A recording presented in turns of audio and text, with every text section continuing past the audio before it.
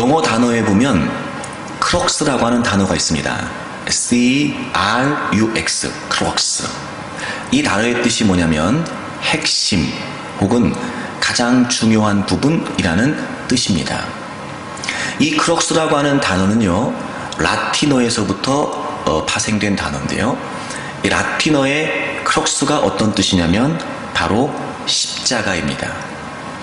그래서 영어 사전에 크럭스라고 하는 단어를 찾아보면 뜻이 몇 개가 나와 있는 것 중에 하나에 혹은 더 크로스, 가로 열고 십자가 이렇게 되어 있습니다.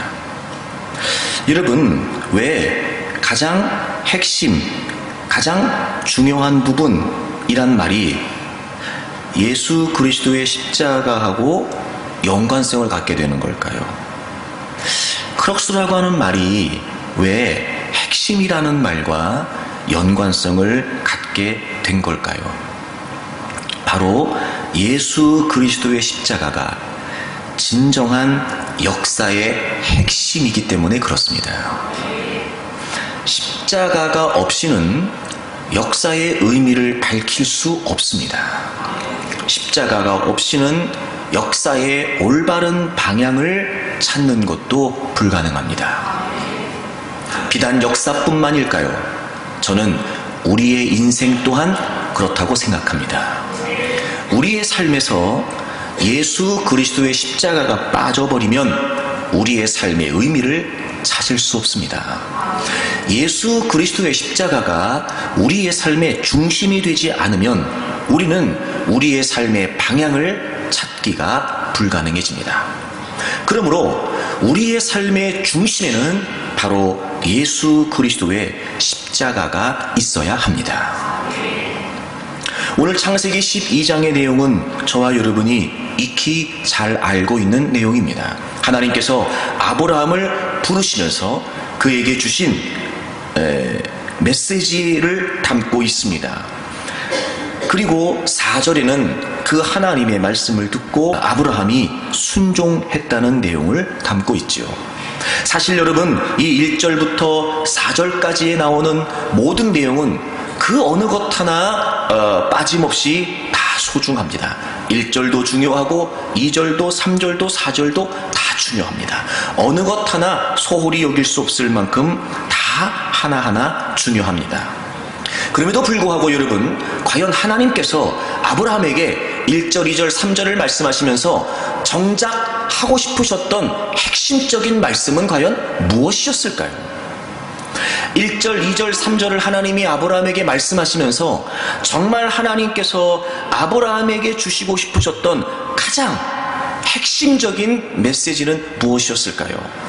물론 1, 2, 3절이 다 중요합니다. 다 의미 있습니다. 그 어느 것 하나 빠질 수 없습니다. 그럼에도 불구하고 하나님께서 아브라함에게 정작 하고 싶으셨던 가장 중요한 메시지는 과연 무엇이었을까요? 우리 한 절씩 좀 살펴볼까요? 여러분 1절을 보시겠습니다.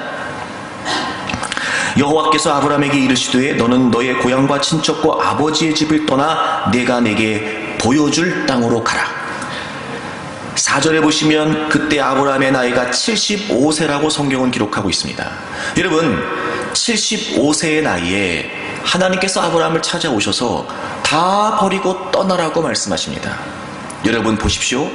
적어도 있던 곳에서 또 다른 곳으로 떠나는 것이 가능해지려면 지금 있는 자리보다 더 확실하지 않으면 어렵습니다. 지금 75세 동안 아브라함은 많은 걸 누리고 살았습니다.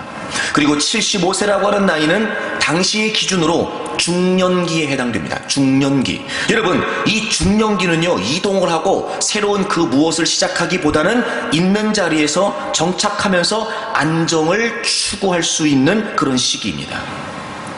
그런데 하나님이 아브라함에게 다 버리고 떠나라고 하시면서 확실한 것을 제시하신 게 없어요. 1절 맨 마지막에 보시면 내가 내게 보여줄 땅으로 가라고 하셨어요. I will show you. 여러분 아직 보여주시지 않았어요. 아직 어디로 가야 될지도 몰라요. 목적지를 정해주신 게 아닙니다. 그런데 하나님이 아브라함에게 다 버리고 무조건 떠나라는 거예요. 이건 불가능합니다. 오히려 지금 있는 자리가 더 확실한데요. 어찌 이 확실하고 안정적인 것을 다 뿌리친 채 너무도 불확실한, 어디로 가야 될지도 모르고 그것이 어디인지도 모르고 정착지가 목적지가 어디인지도 모르는 보여줄 땅으로 가라고 하신 하나님의 말씀을 따라 떠날 수 있겠냔 말입니다. 근데 놀랍지요? 4절에 이에 아브라함이 여호와의 말씀을 따라갔답니다. 여러분, 여기서 여호와의 말씀이라고 하는 단어는 사실 명령이라는 단어입니다. 명령. 다시 말하면 하나님께서 1절에 말씀하신 그 말씀을 아브라함은 하나님의 권위로 받아들인 거예요. 하나님이 하신 그 말씀을 하나님의 권위로, 하나님의 명령으로 받아들이고 이후에 아브라함이 삶에서 행동 가치의 기준으로 여기게 되었다는 거예요. 하나님의 명령으로. 그리고 그는 떠나게 됩니다. 와, 여러분, 대단한 믿음 아닙니까? 여러분, 우리가 살면서 과연 이런 믿음의 모습을 보인다는 게 쉬운 일일까요? 어찌 보면 여러분, 적당히 흉내조차 내기 어려운 모습이 아닐까요? 너무도 불확실한 말씀을 주시면서 떠나라고 하시는데 아브라함은 그 하나님의 명령을 따라 무조건 떠난 겁니다. 놀라운 믿음입니다. 굉장한 믿음이고 그 누구도 쉽게 흉내낼 수 없는 대단한 믿음이었습니다. 하나님의 말씀이라면 무조건 순종하는 믿음 말입니다. 그리고 그런 아브라함의 믿음의 모습은 여러분 창세기 22장에서 빛을 발하게 됩니다. 하나님께서 하나밖에 없었던 아들 이삭을 제물로 바치라고 하셨습니다. 여러분, 제가 설명드린 바가 있습니다만 아브라함에게 있어서 이삭이라고 하는 존재는 단순히 아들 이상의 의미를 갖습니다. 왜냐하면 그 이삭은 하나님께서 아브라함에게 주신 약속의 징표였기 때문에 그렇습니다. 그런데 딸랑 아들 하나 줘놓고 이제 그 아들을 죽여서 제물로 바치라는 겁니다. 그럼 그 아들이 없어지면 지금까지 아브라함이 붙들고 살아왔던 그 하나님의 약속은 다 어떻게 되는 거냐 말이에요. 하루아침에 물거품이 되는 겁니다. 75세 때 다 버리고 떠나라고 하셔서 떠나서 이 자리까지 왔는데 이제 와서 여러분 그 아들이 죽어버리게 되면 아브라함의 인생은 뭐가 되는 겁니까? 보세요. 아들이 있는 건 확실합니다. 그래서 그 약속을 늘 기억했겠지요. 하지만 여러분, 그 아들이 죽어버리면 이제 그 약속은 불투명해집니다. 또 하나님이 말씀하시는 거예요. 명령하시는 거예요. 불확실한 상황에서 불투명한 상황으로. 근데 아브라함은 그 아들을 죽여서 번제로 드리려고 합니다. 히브리서 11장에서 분명히 기록하고 있습니다. 그가 믿음으로 아들 이삭을 드렸다고 말하고, 그렇게 드릴 수도 이유가 뭐였냐면 아브라함이 이삭을 죽여서 드린다 할지라도 하나님이 능히 그를 죽은 자 가운데서 다시 살려내실 것이라는 믿음이 있었다는 겁니다. 그리고 그 믿음의 근거는 이미도 하나님께서 말씀하신 말씀 때문이었다고 동시에 히브리서 11장이 기록하고 있습니다. 창세기 17장에 아브라함이 99세의 나이 때 하나님이 아브라함에게 역시나 아들을 주시겠다고 말씀하셨지만 아브라함은 믿지 않았습니다. 그때 하나님이 분명히 말씀하십니다. 야, 내 아내 사라가 아들을 낳을 거다. 그 아들의 이름을 이삭이라고 해라. 하나님이 말씀하셨어요. 이삭이라고 하라고. 그리고 내가 그 이삭을 통해서 너하고 한 약속을 내가 이루어 줄 거다. 분명히 하나님 말씀하셨습니다.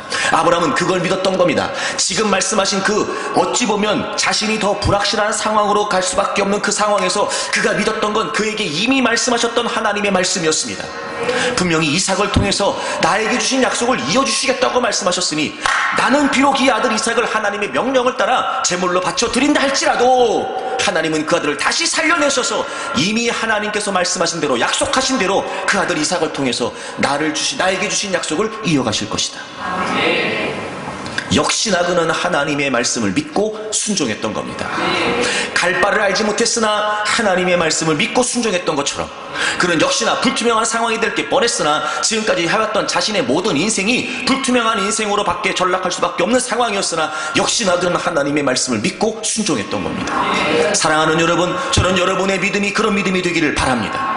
오히려 불확실하고 오히려 불투명한 상황이 예상될지 모르지만 그럼에도 불구하고 확실한 하나님의 말씀을 쫓아 여러분 순종의 발걸음을 과감하게 내디딜 수 있는 진정한 믿음의 사람들이 되시기를 바랍니다. 이 믿음 대단합니다. 여러분, 보통 믿음 아닙니다. 그런데 여러분, 그래서요, 여러분 혹시 그런 의무를 가져보신 적 있습니까? 믿음이 좋아서 어떻게 하겠다는 겁니까? 여러분, 왜 믿음이 좋아지려고 하는 겁니까? 여러분, 왜 믿음이 견고해져야 되는 겁니까? 여러분, 왜 여러분의 믿음을 가꾸는 겁니까? 여러분, 왜 여러분의 믿음이 더 확실해져야 되는 겁니까? 그래서요, 여러분, 이유가 뭐지요? 왜 믿음이 필요한 겁니까? 답이 안 나오잖아요. 1절과 4절에 등장하는 이 아브라함의 믿음은 정말 대단한 믿음입니다. 하지만 여러분, 이 믿음은 과정일 뿐 목적이 아닙니다. 이 믿음은 수단일 뿐 목적이 아닙니다. 그리고 하나님이 2절에 이렇게 말씀하십니다. 내가 너로 큰 민족을 이루고 내게 복을 주어 내 이름을 창대하게 할 것이다. 또 두 번째, 내가 내게 복을 주어 내 이름을 창대하게 할 것이다. 여러분에게 그런 은혜가 있기를 바라요. 여러분 때문에 여러분의 가문이 더 번성하기를 바라요. 특히 여러분, 내 이름을 여기서 창대하게 한다는 말이 무슨 말이냐면요, 이름을 크게 떨친다, 이런 말이에요. 여러분 이 땅에 살아가는 동안 어차피 사는 한평생 여러분의 이름이 크게 떨쳐지기를 바라요. 여러분, 여러분의 자녀들에게 그런 역사가 있기를 바랍니다. 여러분 때문에 여러분의 가문이 번창하고 여러분의 가정이 잘 되고 여러분 자녀들이 성장해 가면서 말입니다, 두각을 나타내고 말이에요. 여러분, 저는 다 여러분의 가정이 여러분 때문에, 여러분의 자녀들도 여러분 때문에 그런 역사들이 있으면 좋겠어요. 올 한 해 여러분 가정에 그런 자녀들에게 그런 축복이 있기를 바랍니다. 근데 거기서 끝나지 않아요. 너로 큰 민족을 이루고 내게 복을 주어 내 이름을 창대하게 한다. 그러면서 하나님 뭐라고 말씀하시냐면, 너는 복이 될지라 말씀하세요. 복이 될지라. 여러분, 이 말이 무슨 말이냐면, 첫째, 이 말이 무슨 말이냐면 복 그 자체가 된다는 거예요, 아브라함이. 그러니까 이런 겁니다. 하나님이 아브라함의 민족을 번성하게 하셨어요. 큰 민족을 이루게 하시고, 그리고 하나님이 아브라함의 이름을 번창하게 하셨어요. 창대하게 하셨어요. 그래서 하나님께서는 아브라함이라는 존재가 복 그 자체가 되게 하시겠다는 거예요. 특별히 복이 될지라라고 하는 이 말은 두 번째, 명령형이에요. 다시 말하면 하나님이 적극적으로 아브라함의 인생에 개입하여 하나님이 뜻하신 대로 너 복이 될 거야 라고 말씀하신 그 하나님의 뜻대로 하나님은 아브라함을 반드시 복이 되게 하시겠다고 하나님의 강권적인 의지를 표현하고 계신 거예요. 자, 보십시오. 아브라함을 통해 큰 민족을 이루시고 아브라함에게 복을 주셔서 그 이름을 창대하게 하시는데, 그렇게 하시는 이유가 뭐냐면 아브라함이 복 그 자체가 되게 하시겠다는 거예요. 그러니까 여러분, 이 말은 나 이제 예수 믿었으니까 빨리 복 주세요 이런 차원이 아니라, 그렇게 되게 하심으로 하나님 목적은 그것만이 아니라 아브라함을 복된 존재, 복 그 자체가 되게 하시겠다는 거예요. 그러니까 보십시오. 아브라함이 큰 민족을 이루고 아브라함의 이름이 창대하게 되는 거, 그건 아브라함이 복 그 자체가 되게 하시겠다는 하나님의 뜻을 이루시기 위한 과정일 뿐이지 그것 자체가 목적은 아니었단 말이에요. 큰 민족을 이룬다, 너의 이름이 창대하게 된다, 이건 목적이 아니라 수단이었어요. 과정이었다고요. 그렇게 함으로 하나님은 아브라함 그 자체가 복이 되게 하시겠다는 거였단 말이에요. 그러니 여러분, 2절의 말씀은 우리가 다 사모해야 될 하나님의 축복이고, 또 누구나 여러분 부정할 수 없는 사실은 이런 꿈을 꾸게 되고, 여러분 이런 마음을 갖게 되고, 아니 정말 저는 진심입니다. 올 한 해 여러분 이 말씀이 여러분의 삶에 그대로 이루어짐으로 여러분의 가문이 번창하고 여러분의 자녀들이 잘 되기를 축복합니다. 그런데 여러분, 이게 다가 아니었다고요. 이건 과정일 뿐이지 목적이 아니었다고요. 이건 그 어떤 목적을 이루어가는 수단에 불과할 뿐 그것 자체가 목적이 되지 않는단 말이에요. 그리고 3절을 보실까요? 너를 축복하는 자에게는 내가 복을 내리고 너를 저주하는 자에게는 내가 저주하리니 땅의 모든 족속이 너로 말미암아 복을 얻을 것이라 하신지라. 그래서 여러분 1절에 2절에 하나님께서 그리고 마지막 3절에 그를 복이 되게, 복 그 자체가 되게 하셔서 하나님의 의도가 뭐였냐면 너로 말미암아 아브라함, 그 복 그 자체가 된 아브라함으로 말미암아 모든 족속이 복을 얻을 것이라. through 아브라함을 통해서, 더 좀 직역을 하자면 아브라함을 지나서, 아브라함을 통과해서 모든 족속이 복을 얻게 하시겠다는 거예요. 자, 그럼 보세요. 지금 하나님은 아브라함 한 사람만 주목하신 게 아니지요. 아브라함을 통해서, 아브라함을 지나서 하나님이 모든 족속에게 복을 주시겠다는 건 아브라함 한 사람만이 아니라 하나님은 지금 모든 족속을 바라보고 계신 거예요. 그럼 보십시오. 모든 족속을 위해 하나님이 아브라함을 부르신 거예요. 단순히 아브라함의 이름을 창대하게 하고 아브라함이 큰 민족을 이루게 하고 아브라함을 복주고 이게 아니라, 그렇게 했던 것은 모든 다 과정이었고, 정작 하나님이 아브라함을 부르신 목적은 어디에 있었어요? 모든 민족에게 있었어요. 아브라함을 통하여, 아브라함으로 말미암아 하나님은 모든 민족이 복을 얻게 하시는 거였어요. 1절, 왜 믿음이 필요하죠? 이 하나님의 목적을 이루기 위함이에요. 왜 이런 믿음이 필요합니까? 왜 견고한 믿음이 필요하죠? 왜 우리가 끝까지 믿음을 유지해야 됩니까? 우리를 향하신 하나님의 뜻을 이루기 위함입니다. 그래서 아브라함에게도 믿음이 필요했던 거죠. 그래서 하나님은 아브라함의 믿음을 테스트하시는 겁니다. 그리고 아브라함은 그가 복이 되게 하셨습니다. 큰 민족을 이루게 하시죠.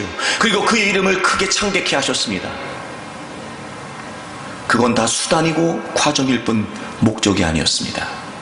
정작 하나님의 목적, 하나님이 아브라함을 부르시고 그리고 하나님이 아브라함에게 하시는 말씀의 핵심적인 부분은 뭐냐면 바로 너로 말미암아 모든 족속이 복을 얻을 것이다. 바로 이 3절이 핵심 구절이었어요. 수단과 목적 사이, 우리 인생입니다. 수단과 목적 사이에서 우리 인생입니다. 여러분, 끊임없이 우리 인생은요, 수단과 목적 사이에서 선택하며 사는 겁니다. 과연 여러분 어떠십니까? 여러분은 무엇을 꿈꾸십니까? 여러분은 무엇을 기대하십니까? 여러분에게 진정한 목적은 무엇입니까? 여러분은 여러분의 삶을 통해 이루길 원하는 진정한 가치는 또 무엇입니까? 여러분은 무엇을 추구하십니까? 여러분은 어떤 존재가 되기를 원하십니까? 여러분이 궁극적으로 꿈꾸는 비전은 과연 무엇입니까? 혹시나 여러분 수단과 목적을 혼동하고 있지는 않습니까? 혹시나 여러분 수단과 목적 사이에서 여전히 혼란스러워하고 있진 않으십니까? 혹시나 여러분 수단과 목적 사이에서 여전히 갈팡질팡하는 건 아닙니까? 수단과 목적 사이, 바로 우리 인생입니다. 목적은 한 가지입니다. 아브라함으로 말미암아 모든 족속이 복을 얻게 하시려고 했던 것처럼 하나님은 우리로 말미암아 모든 족속이 복을 얻게 하시려고 했던 거예요. 이 메시지가 얼마나 중요했던지 이후에 창세기에 동일하게 하나님은 아브라함에게만 2번 또 반복하십니다. 그리고 이삭에게 1번 반복하시고 야곱에게 1번 반복하십니다. 뿐만 아니라 동일한 내용을 더 따지면, 이렇게 유사한 내용을 따지면 5번이 더 나옵니다. 계속해서 창세기 내내 아브라함과 이삭과 야곱에게 창세기 내내 하나님은 이 말씀하십니다. 이게 진짜 핵심이었습니다. 그럼 여러분, 여기서 하나님께서 말씀하신 모든 족속이 너로 말미암아 복을 얻을 것이다 라고 하신 이 복이라는 내용이 과연 뭘까요? 그러면 도대체 이게 무슨 의미일까요? 여러분, 오늘 본문이 창세기 몇 장이에요? 네? 오늘 본문이 창세기 몇 장이에요? 12장. 그런 걸 보면 여러분, 12장은요 1장부터 11장까지의 과정 속에 12장이 나온 거예요. 창세기 12장은 1장부터 11장과 연관이 있어서 12장이 된 거예요, 여러분. 우리가 잘 알고 있는 것처럼 창세기 1장과 2장에는 하나님의 창조의 기사가 기록되어 있습니다. 특별히 하나님은 인간을 하나님의 형상대로, 그리고 흙으로 사람을 지으시고 우리 코에 생기를 불어넣어 주셨습니다. 그래서 우리가 하나님으로부터 생명을 얻어 생명이 되었지요. 그리고 우리 하나님께서는 우리 모든 인간에게 자유의지를 주셨습니다. 하나님이 만들어주신 그 모든 것을 마음껏 누리며 살 수 있도록 충만해라, 번성해라, 다스려라, 그렇게 하나님은 우리 인간을 축복하셨습니다. 단 하나님과의 분명한 관계를 위해서 하나님이 하나님 되심을 인정하도록 하시기 위해 하나님은 동산 중앙에 있는 나무의 열매를 먹지 말라고 하셨습니다. 그런데 창세기 3장에 오게 되면 인간이 그걸 깨뜨리게 되죠. 제가 설명드렸죠? 한계, 경계, 관계. 인간이 하나님의 명령을 어김으로 말미암아 하나님같이 되고 싶은 욕망이 이끌려 여러분 그 하나님이 금지하신 동산 중앙에 선악을 알게 하는 나무의 열매를 따먹게 됩니다. 하나님같이 되고 싶은 욕망, 하나님과의 관계를 깨뜨려버리고 하나님이 우리의 주인이시며 하나님이 우리의 주관자이시라고 하는 사실을 무시했던 바로 창세기 3장. 여러분 그것이 죄이고 그것이 타락입니다.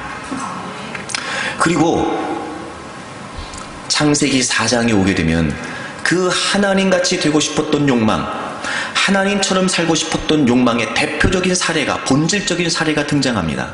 바로 살인이었습니다. 가인이 아벨을 죽입니다. 생명은 하나님께로부터 왔습니다. 하나님을 인정한다면 절대 저지를 였습니다.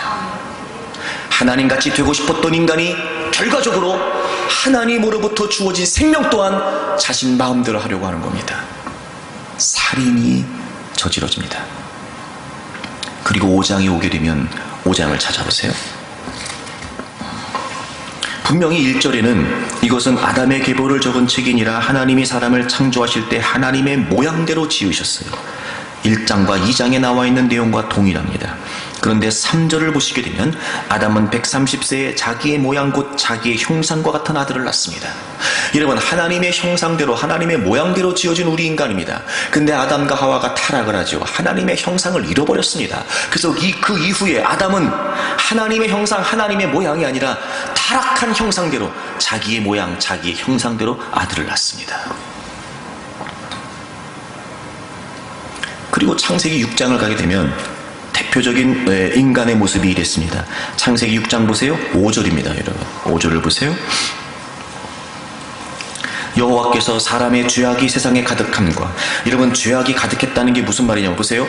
그의 마음으로 생각하는 모든 계획이 항상 악했어요. 모든 계획이 항상 악했다고요. 여러분 그게 인간의 모습이었습니다. 그래서 하나님은 경건했던 노아와 노아의 가족들을 제외하고 나머지 모든 인류를 물로 심판하십니다. 그러나 여러분 인간의 타락은 거기서 그치지 않습니다. 창세기 11장에 오게 되면 바벨탑을 쌓습니다. 하나님처럼 되고 싶은 겁니다. 하나님을 향한 욕망을 떨치지를 못합니다. 하나님의 자리를 차지하고 싶은 그 욕심을 떨치지를 못합니다. 여전히 타락과 죄악 가운데 그렇게 여러분 하나님을 하나님으로 인정하지 않고 인간은 살게 됩니다. 하나님이 언어를 혼잡하게 하심으로 그들을 다 흩어버리셨습니다. 이건 역시 하나님의 심판입니다. 이건 역시 하나님의 징계였습니다. 여러분 타락하고 죄를 지은 인간에게 주어진 심판, 멸망, 사망, 저주. 그리고 12장. 하지만 하나님의 마음의 본심은 그것이 아니었습니다. 하나님은 아브라함을 부르셨습니다.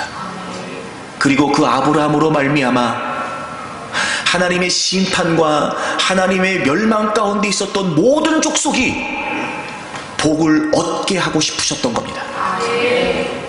타락한 인간에게 죄의 결과로 주어진 그 심판과 사망과는 정반대,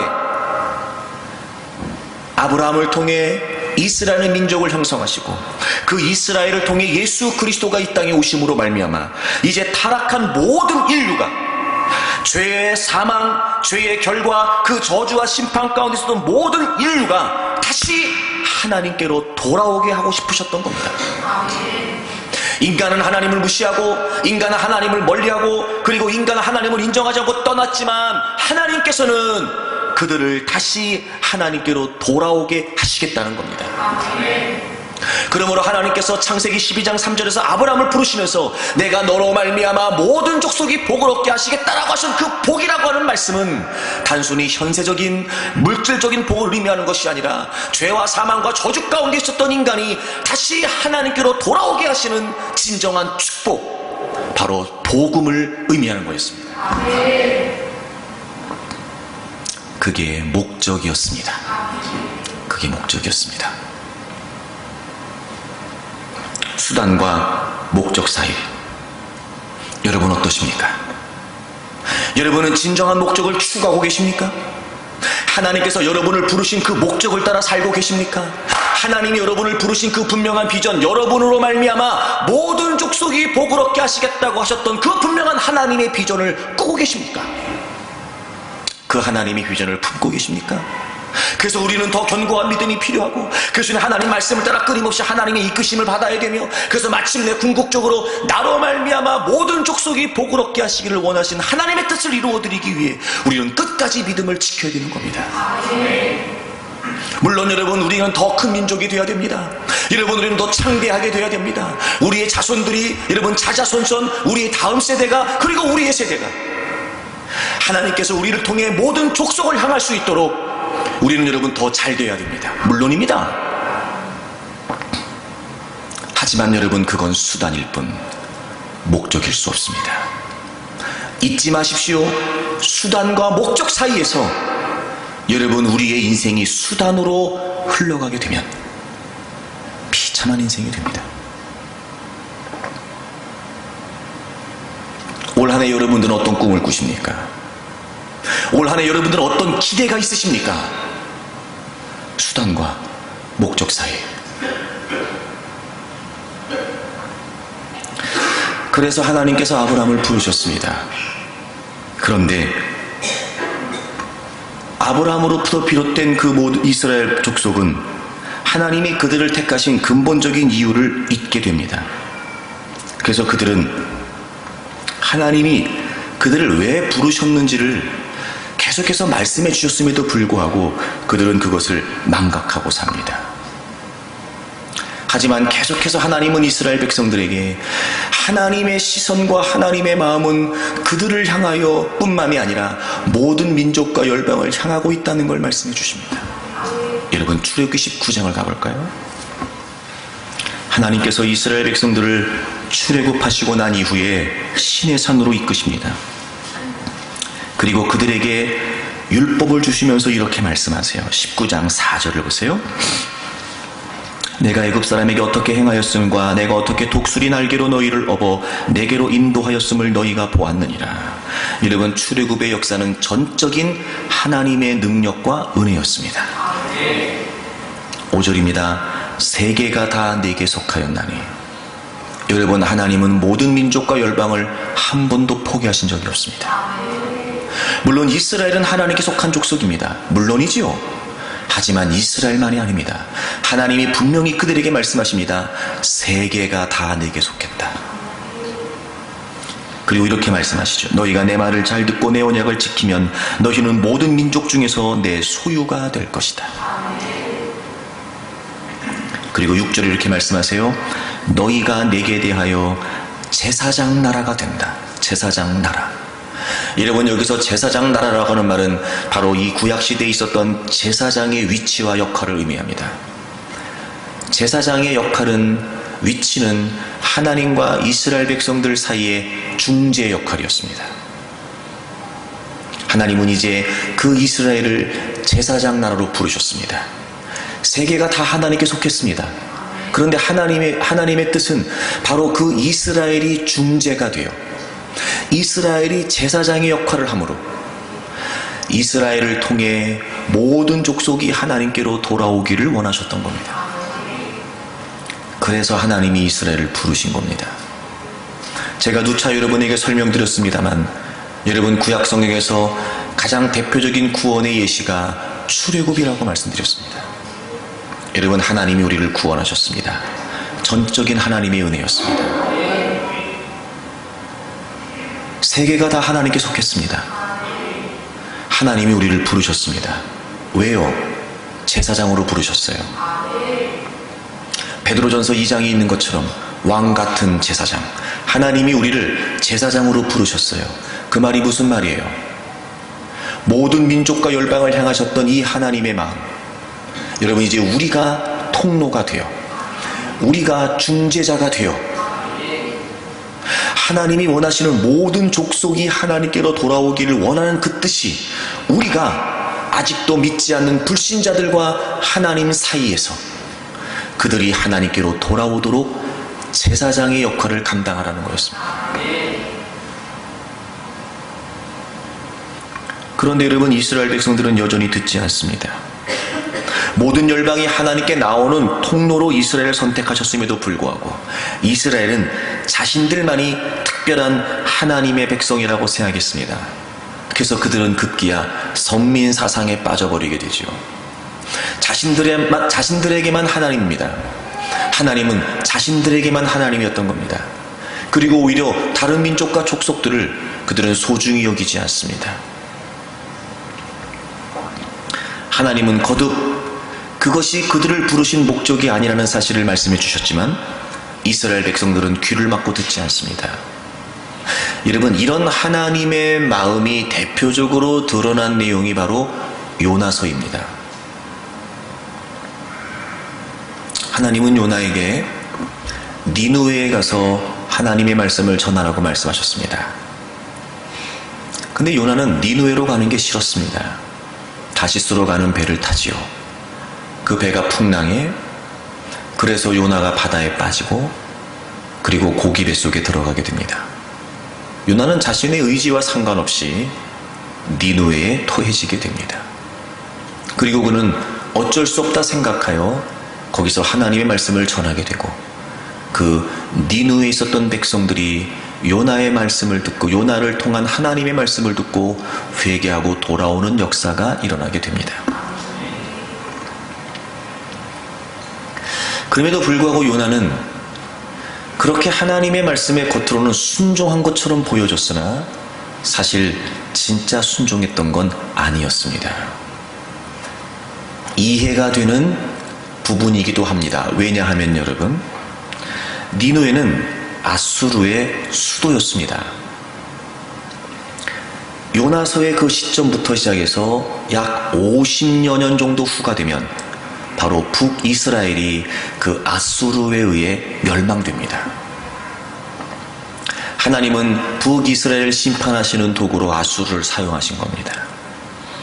서로 감정이 좋을 리가 없습니다. 하나님을 믿지 않는 민족이었습니다. 그럼에도 불구하고 하나님은 그 니느웨를 포기하실 수 없었습니다. 왜 굳이 하나님은 그런 니느웨까지, 그런 아수르까지 요나를 보내셔서 하나님의 말씀을 전하게 하신 걸까? 그게 하나님의 마음입니다. 결코 모든 민족과 열방을 포기하실 수 없었던 하나님의 마음 말이죠. 근데 요나는 그 이스라엘이라고 하는 민족적인 배타성, 타 민족에 대한 편견을 버리지 못했습니다. 하나님은 그렇게 해서 온 인류를 향한 하나님의 구원 계획에 동참하도록 그들을 부르셨고, 이방 민족 또한 이스라엘 민족을 통해 하나님을 믿는 백성이 되어야 된다는 걸 알려주시고 싶었는데, 여러분, 끝끝내 요나는 불평을 하고 원망을 하죠. 하나님이 그에게 요나서 맨 마지막에 결론처럼 말씀하십니다. 그곳에 좌우를 분별하지 못하는, 선악을 분별하지 못하는 사람이 12만 명이나 있는데 너가 이렇게 박농꾼을 아끼는 마음처럼 내가 왜 그들을 아끼는 마음이 없겠느냐. 요나서의 핵심은 고기 뱃속에 들어간 요나가 아니고요, 하나님이 끝까지 포기하실 수 없었던 니느웨 사람들입니다.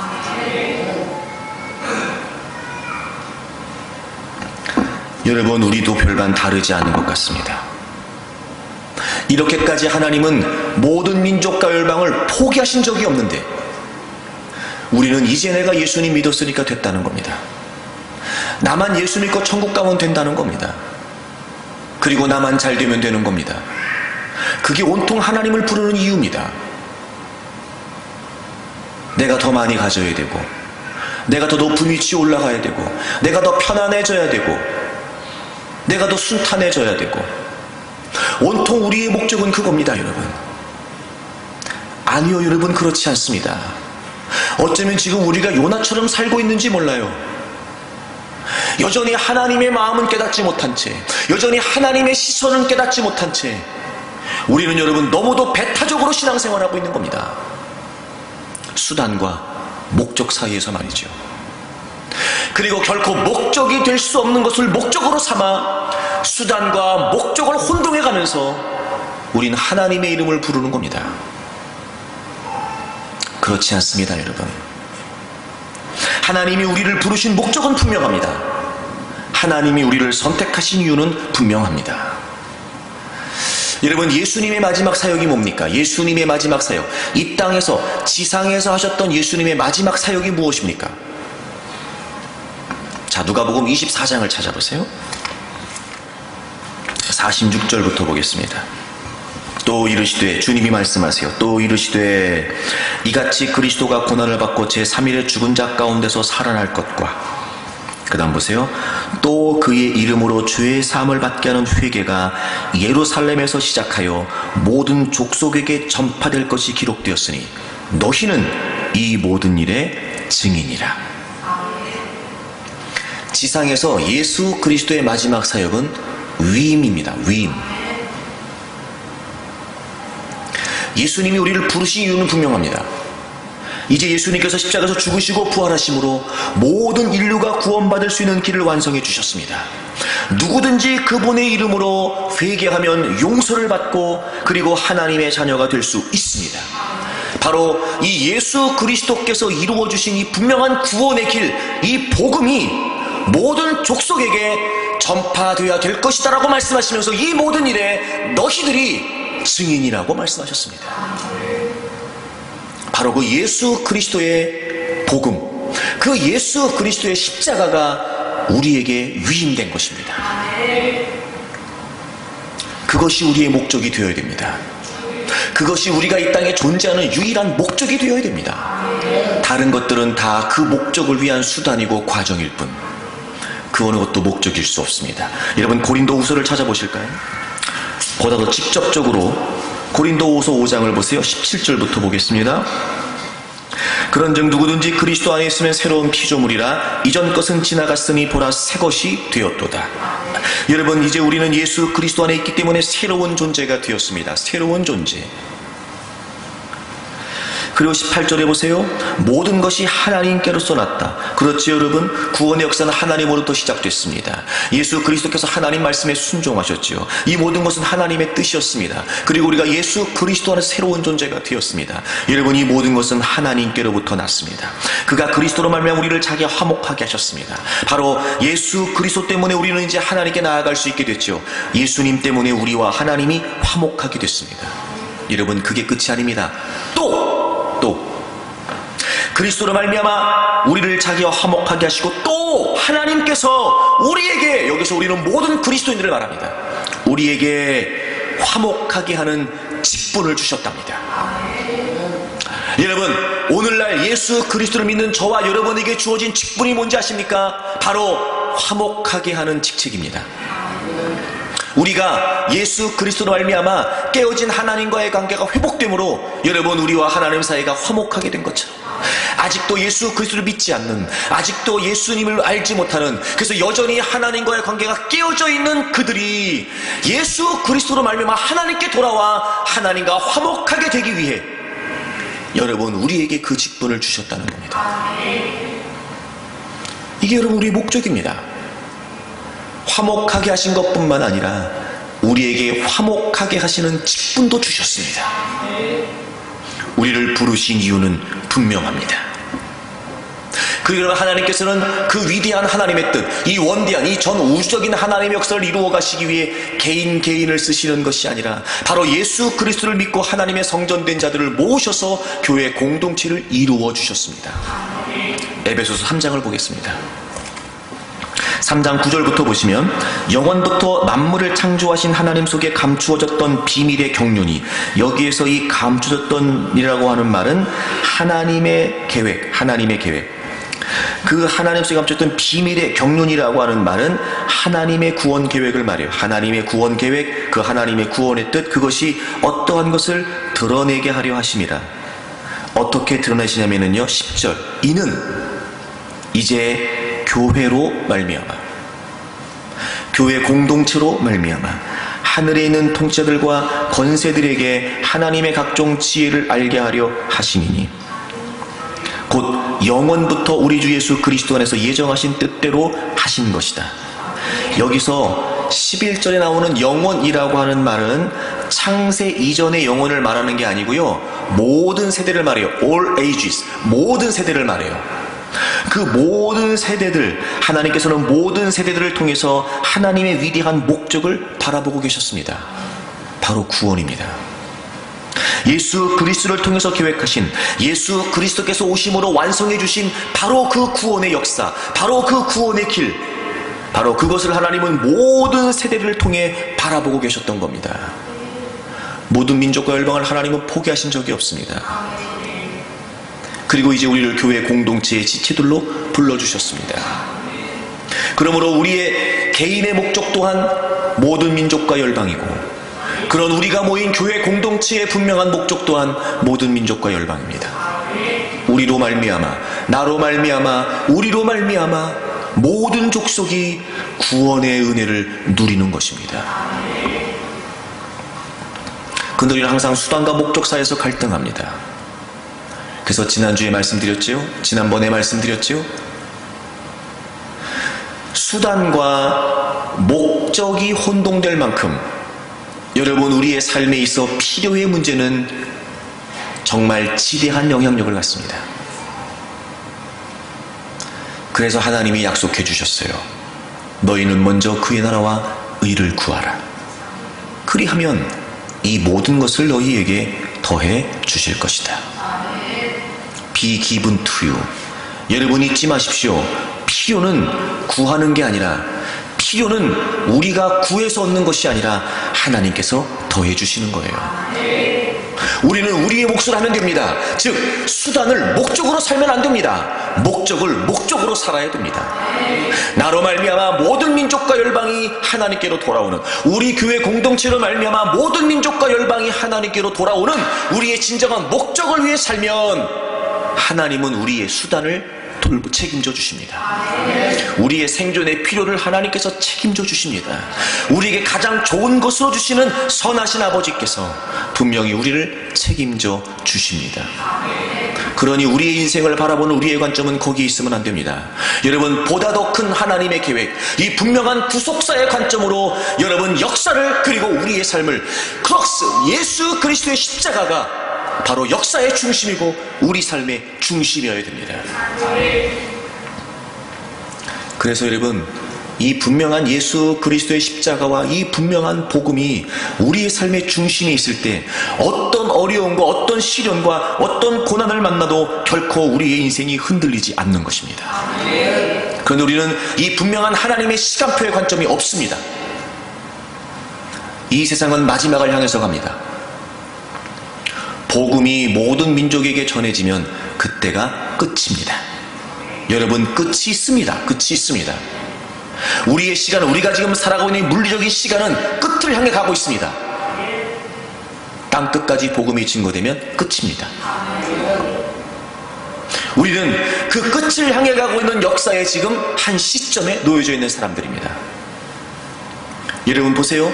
우리가 우리 인생을 볼 때마다 나에게 국한된, 즉 크록스 예수 그리스도의 십자가가 중심이 되지 않는, 예수 그리스도의 십자가가 방향이 되지 않는 시각을 가지고는 절대 우리 인생을 해석할 수 없습니다. 왜 고난일까? 왜 어려움일까? 왜 성공일까? 왜 잘 되는 걸까? 우리는 여러분 헤아리지 못합니다. 그러니 인생이 어려울 때는 여러분 또 어렵다고 원망과 불평 속에 살고, 인생이 좀 난듯하면 그래서 또 방탕하며 사는 겁니다. 결코 수단은 목적이 될 수 없습니다. 수단과 목적 사이에서. 하지만 예수 그리스도의 복음, 크록스, 이 십자가가 우리의 삶의 분명한 중심이 되면 여러분 우리의 인생을 해석하는 게 달라집니다. 자, 시편 105편을 찾아보세요. 시편 105편에 보시면 요셉의 이야기가 등장합니다. 17절을 보세요. 여기서 그는 하나님이십니다. 그가 한 사람을 앞서 보내셨습니다. 배경은 16절, 그 땅에 기근이 들었습니다. 양식이 다 끊어졌습니다.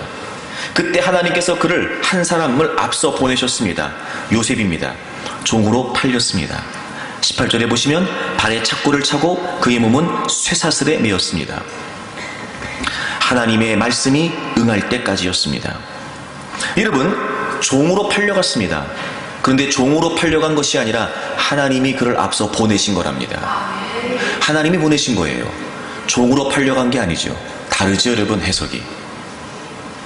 그가 발에 착고를 차고 몸에 쇠사슬에 매였습니다. 아니요, 하나님의 말씀이 응할 때까지 그를 단련하신 거랍니다. 여러분, 감옥에 있었습니다. 억울한 누명을 뒤집어 쓰고. 그런데 여러분, 그게 아니랍니다. 하나님이 그를 단련하신 거랍니다. 여러분, 이런 해석이 어떻게 가능할까요? 105편 1절부터 보겠습니다. 105편 1절부터 보세요. 여호와께 감사하고 그의 이름을 불러 아뢰며 그가 하는 일을 하나님께서 하시는 일을 만민 중에 알게 하라는 거예요. 여러분 보세요. 우리가 모든 삶의 현장에서 하나님께 감사하고 하나님의 이름을 찬양할 수 있는 건 바로 하나님께서 하시는 그 일 때문에 그렇습니다. 하나님께서 하시는 그 일. 2절에 보시면요, 그에게 노래하며 그를 찬양하며 그의 모든 기이한 일들을 말할지어다. 하나님이 행하시는 모든 기이한 역사들. 1절에는 그가 하는 일, 2절에는 그의 모든 기이한 일, 그것 때문에 우리가 감사하고 그것 때문에 우리가 찬양할 수 있다는 거예요. 4절을 보세요. 여호와 그의 능력을 구할지어다. 그리고 하나님은 그 모든 일을 행하심에 있어 하나님의 능력 안에 모든 일을 행하신다는 거예요. 그 하나님을 찬양하고 그 하나님께 감사하라는 거예요. 그렇게 궁극적으로 뭘까요, 여러분? 그게 궁극적으로 뭘까요? 7절, 그는 여호와 우리 하나님이시라. 여러분, 여호와라고 하는 이름이 갖는 의미가 뭐라고 그랬죠? 약속대로 이행하시는 신실하신 하나님. 여호와라고 하는 의미가 갖는 뜻, 여호와라는 단어가 갖는 뜻은 그렇습니다. 신실하신 하나님, 약속의 하나님. 하나님의 그 신실하심이 역사 속에 지속적으로 나타나고 있다는 거예요. 여호와 하나님. 그 여호와 하나님이 우리 하나님이시랍니다. 그 다음 보세요. 그의 판단이 온 땅에 있도다.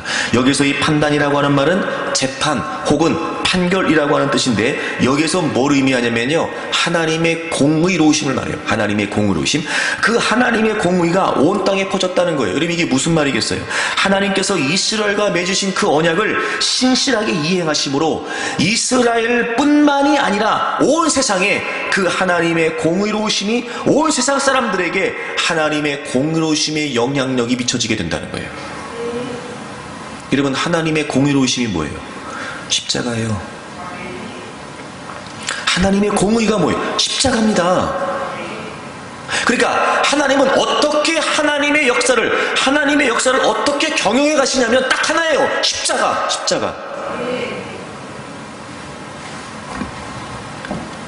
그러면서 그 8절에 보시면 그는 그의 언약 곧 천대에 걸쳐 명령하신 말씀을 영원히 기억하십니다. 천대에 걸쳐 명령하신, 여기서 천대라고 하는 말은 뒤에 나옵니다만 아브라함과 이삭과 야곱으로 이어져가는 그 분명한 하나님의 언약의 역사성이 그 시대에서 끝난 것이 아니라 영원히 지속적으로 이 역사 가운데 이루어지게 된다는 걸 의미합니다. 천대에 걸쳐 명령하신 말씀을 기억하신답니다. 그 약속이 뭐예요? 9절, 아브라함과 맺은 언약, 이삭에게 하신 맹세, 야곱에게 세우신 윤리, 이스라엘에게 하신 언약. 뭡니까, 여러분?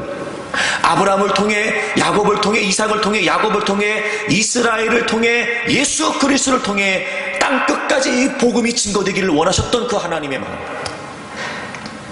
그 분명한 약속이 천대까지 이루어지게 된다는 거예요. 여러분, 하나님께서 역사를 경영하시는 우주적인 이 하나님의 놀라운 경영의 역사, 십자가가 중심입니다. 그래서 아브라함이, 그래서 이삭이, 그래서 야곱이, 그래서 이스라엘이, 그래서 예수 그리스도가, 그리고 지금 증인된 우리가 여기에 있습니다. 그리고 하나님의 역사는 그렇게 복음을 위해 흘러갑니다. 그 중에 요셉이 있었던 겁니다. 그 이스라엘을 하나님이 형성해 가시기 위해 요셉을 쓰신 겁니다. 요셉 때문에, 요셉을 먼저 보내셨고 요셉을 앞서 보내셨어요. 그래서 여러분, 야곱의 식솔들이 애굽으로 내려가게 되고, 거기서 그만큼 출애굽에, 가나안에, 그리고 예수 그리스도가, 여러분 놀랍지 않습니까? 요셉의 인생이, 요셉의 일생이 단순히 요셉 하나의 일생이 아닙니다. 여러분, 요셉의 일생의 핵심이 그가 여러분 극심한 어려운 가운데 있다가 13년을 여러분 버티고 견뎌서 총리가 됐다, 그게 핵심일까? 아니라고요. 그건 수단이죠. 시편 105편이 분명히 우리에게 증언하고 있습니다. 여러분, 그건 과정입니다. 목적이 아닙니다. 목적은 하나님께서 원래부터 갖고 계셨던 하나님의 공의, 바로 그 예수 그리스도의 십자가를 통해 모든 민족과 열방이 하나님께로 돌아오기를 원하셨던 그 하나님의 약속을 천대까지 이루어 가시기 위한 이 하나님의 우주적인 경영 가운데 요셉도 있었던 겁니다. 그리고 지금 우리가 있습니다. 수단과 목적 사이. 여러분 어떠십니까? 더 이상 수단과 목적을 혼동하지 마십시오. 더 이상 수단과 목적 사이에서 혼란스러워하지 마십시오. 더 이상 수단과 목적을 받고 살지 마십시오. 우리 인생의 의미는 크록스, 바로 예수 그리스도의 십자가에 있습니다. 여러분들로 말미암아 모든 족속이 하나님의 복을 받는 진정한 축복의 통로로 살기를 바랍니다. 더 이상 수단과 목적 때문에 갈팡질팡하는 무의미한 인생을 살지 말고, 이제부터는 우리에게 주신, 그리고 수없이 많은 이 역사의 흐름을 통해 분명히 우리에게 제시하고 계시는 이 하나님의 목적을 여러분의 삶의 목적으로 삼으십시오. 그리고 지금 여러분의 삶의 자리에서 어떤 일을 만나든, 어떤 어려움과 고난이 있든, 때로는 어떤 좋은 일과 또 어떤 성공하는 사건이 생기든, 여러분 그게 목적이 아니라는 걸 잊지 마십시오. 이런 분명한 하나님의 시각을 갖기를 바랍니다. 이런 하나님의 역사적인 시각을 여러분이 갖기를 바랍니다. 특별히 올 한 해 더 이상 수단의 문제에 매여 있지 말고, 여러분 과감하게 그 모든 고리를 끊고 목적을 위해 달려가십시오. 하나님이 책임져 주실 겁니다. 제가 어제도 우리 직분자 세미나 하면서 그런 말씀 드렸는데, 정말 저는 늘 그랬습니다만 특별히 올해 더 여러분의 가정이, 여러분의 자녀들이, 여러분의 사업이 더 잘 되기를 위해 기도합니다. 그 제가 빠지지 않고 기도하는 제목이 뭐냐면, 하나님 마태복음 6장 33절의 말씀이 우리 모든 교우들에게 이루어지게 해주십시오. 우리 모든 교우들의 삶의 현장에 그대로 드러나게 해주십시오. 하나님의 나라와 그리고 하나님의 의를 꿈꾸는 자들, 그렇게 하나님의 나라를 위해 달려가는 자들, 하나님 책임져 주십시오. 여러분 보십시오. 하나님의 약속의 말씀을 믿고 몸부림쳐 기도하면서 여러분 하나님의 나라를 꿈꾸는 우리의 모든 삶의 현장에는 반드시 하나님께서 하나님의 말씀이 되도록 역사하실 것입니다. 여러분의 가정이 잘 되고 자녀들이 잘 되고 여러분의 생업이, 사업이 복을 받기를 바라요. 되게 하신 하나님의 역사들이, 번창케 하신 하나님의 은혜들이 올 한해 있기를 바랍니다. 그러나 그 모든 것들이 결코 목적일 수 없으니 과감하게 여러분 하나님의 목적을 향해 달려가십시오. 올 한해 이 놀라운 하나님의 역사가 우리 안에 이루어지기를 바랍니다. 우리 찬양하겠습니다. 오늘 말씀을 기억하면서 우리 함께 찬양하겠습니다. 세상 모든 민족이 구원을 얻기까지 쉬지 않으시는 하나님, 주의 심장 가지고 우리 이제 일어나 주 따르게 하소서. 세상 모든 육체가 주의 영광 보도록 우릴 부르시는 하나님,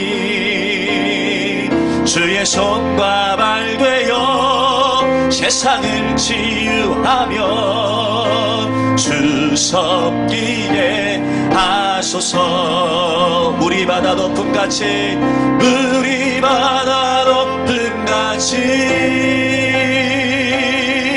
여호와의 영광을 인정하는 것이 온 세상 가득하리라. 물이 바다 높음같이, 물이 바다 높음같이, 물이 바다 높음같이 세상 모든 민족이, 세상 모든 민족이 구원을 얻기까지 쉬지 않으시는 하나님, 주의 심장 가지고 우리 이제 일어나 주 따르게 하소서. 세상 모든 육체가 주의 영광 보도록 우릴 부르시는 하나님, 아멘. 주의 손과 발 되어 세상을 치유하며 주 섬기게 하소서. 할렐루야. 물이 바다 높음같이 여호와의 영광을 인정하는 것이 온 세상 가득하리라. 물이 바다 높음같이, 물이 바다 높음같이, 물이 바다 높음같이 보리라. 그날에 보리라. 그날에 주의 영광 가득한 세상, 아멘. 우리는 듣게 되리. 온 세상 가득한 승리의 함성. 물이 바다 높음같이, 물이 바다 높음같이 여호와의 영광을 인정하는 것이 온 세상 가득하리라. 물이 바다 높음같이, 물이 바다 높음같이, 물이 바다 높음가. 오른손 들고 고백합니다. 주의 영광, 주의 영광 이곳에 가득해. 우린 선해 주님과 함께 찬양하며 우리는 전진하리. 모든 열방 다시 한번 우리의 믿음으로 선포합니다. 주의 영광, 주의 영광 이곳에 가득해. 아멘. 우린 선해 주님과 함께 찬양하며 우리는 전진하리. 모든 열방 주 볼 때까지. 두 손을 높이 들겠습니다. 올 한 해만큼은 수단과 목적 사이에서 갈등하는 삶을 반복하지 않기를 바랍니다. 분명합니다. 하나님께서 우리를 부르신 목적은 모든 민족과 열방입니다. 여러분 꿈꾸십시오. 여러분으로 말미암아 모든 족속이 하나님의 복을 받는 일을 말입니다. 우리 교회가 하나님의 나라를 꿈꾸고 하나님의 사람을 세워가는 교회가 되기를 바랍니다. 이제 여러분 그 모든 수단의 문제들은 하나님께 맡기고 이제 결심하고 결단하십시오. 하나님께서 품으신 그 모든 민족과 열방 제가 품겠습니다. 하나님, 제가 무엇을 해야 될까요? 제가 하나님 어떻게 해야 될까요? 무엇부터 해야 될까요? 주여, 저희들을 써주십시오. 저희들의 가정들을 사용해 주십시오. 주여, 우리를 통해 하나님의 역사를 이루어 주십시오. 우리 큰 목소리로 주여 생활하고 동서로 기도합니다.